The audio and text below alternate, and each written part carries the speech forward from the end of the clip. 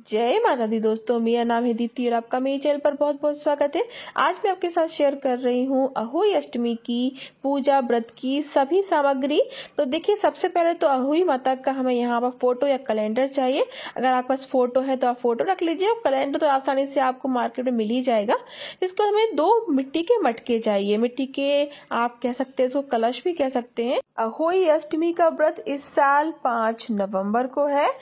कार्तिक मास की अष्टमी तिथि को यह व्रत किया जाता है और संतान की लंबी आयु के लिए, अच्छे भविष्य के लिए, स्वस्थ शरीर के लिए यह व्रत माताएं रखती हैं। और निर्जला व्रत होता है ये। और शाम को ये पूजा अहोई माता की पूजा करने के बाद, कथा सुनने के बाद और चंद्रदेव को अर्घ देने के बाद यह जो व्रत है वो खोला जाता है। तो देखिए, हमें गेहूं चाहिए। गेहूं थोड़ी ज्यादा क्वांटिटी में लीजिएगा, जिससे थोड़ी दक्षिणा रखकर आप उनको दान भी कर सके।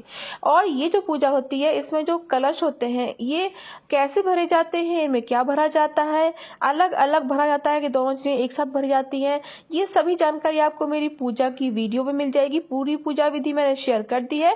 अगर आपने ना देखी हो तो आप देख लीजिए। इससे सभी आपके जो क्वेश्चन है, आपके डाउट है, वो क्लियर हो जाएंगे और आपको सारी पूजा की चीजें, जो पूजा विधि है, नियम है, वो आपको समझ में आ जाएगी। अब हमें कपूर और माचिस और धूप ले लेना है, और हमें गणपति जी के लिए जनेऊ रख लेना है। जनेऊ के अलावा तो आप हमेशा हर पूजा में रखिएगा ही, जब भी हम गणपति जी का पूजन करते हैं। अब हमें स्याहू महारानी यानी स्याहू माता की ताबीज यानी कि उनका लॉकेट चाहिए। इसमें चांदी के मोती होते हैं, और इसको कैसे आपको शुद्ध करना चाहिए, हर साल इसकी क्या विधि होती है पहनने की, वो भी आपको जानकारी उस वीडियो में मिल जाएगी मेरी पूजा विधि की में।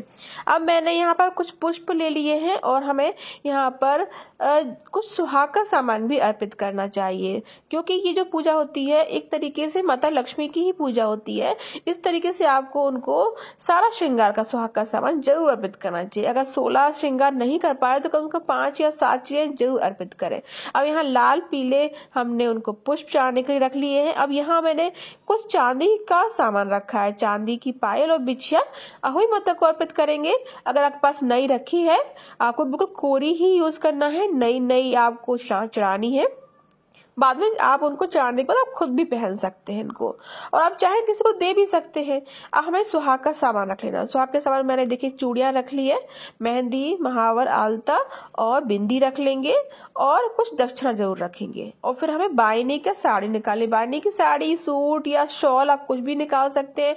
फिर वो आपको सामान 5 चीजें, सुहाग की चीजें रखकर और कुछ मिठाई और फल और कुछ दक्षिणा रखकर आपको ये दान देनी होती है। आप अपनी सासू माँ को भी दे सकते हैं पैर छूकर, या फिर आपके परिवार में कोई भी बड़ा हो जिनके आप पैर छूते हो, उनको भी दे सकते हैं, ननद को भी दे सकते हैं। कोई भी ना हो तो आसपास किसी भी ब्राह्मण स्त्री को आप दे सकते हैं, पंडित को मंदिर में भी दे सकते हैं। सुहाग का जो चीजें होती है, सुहाग का सामान होता है, वो दान करने से बढ़ता ही है, इसलिए जरूर दान कीजिएगा।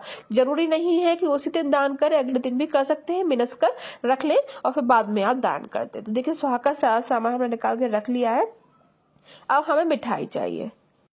मिठाई में आपके यहाँ अगर गुलगुले और पूड़ी, हलवा बनता है तो आप वो रख लीजिए। हमारे यहाँ खोपे की जो मिठाई होती है उसका प्रसाद लगाया जाता है, और बताशा का प्रसाद लगाया जाता है। तो बताशा तो जरूर रख लीजिएगा, क्योंकि हमें ये जो कलश होते हैं मिट्टी के, उस पर गेहूं की प्लेट रखकर, पूर्ण पात्र बनाकर उसके ऊपर ये बताशा भी रखना चाहिए। रखना पड़ता है क्योंकि हमें मीठा रखना है।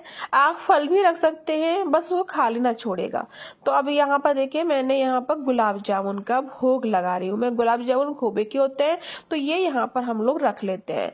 अगर आपके यहाँ गुलगुले, पूड़ा पूड़ी बनते हैं तो वो भी आप बनाकर रख सकते हैं प्रसाद के लिए। एक पानी का लोटा या पानी का कलश अलग से रखिएगा, क्योंकि जब हम कथा सुनते हैं तो थोड़े से पुष्प और थोड़े से गेहूं के दाने हमें उसमें डालने होते हैं, और फिर उससे हम चंद्रदेव को अर्घ देते हैं। ध्यान रखिएगा, जब भी आप चंद्रदेव को अर्घ दें, चांदी के लोटे से दें, या फिर स्टील के से दें, या फिर आप पीतल के से दें। तांबे के लोटे से चंद्रदेव को अर्घ नहीं देना चाहिए, वो शुभ नहीं होता है।